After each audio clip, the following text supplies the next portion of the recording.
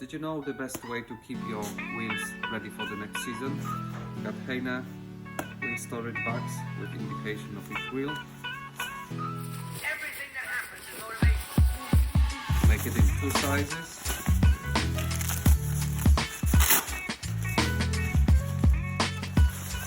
Everything that This is happens unfolded. is motivation.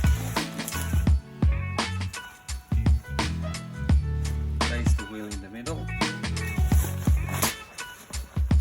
Velcro on the bottom. I regard the work of motivation. Same on the other side. Everything that happens is motivation.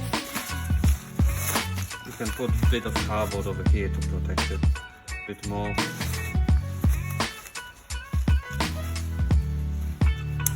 Yeah. It's like it's strong enough.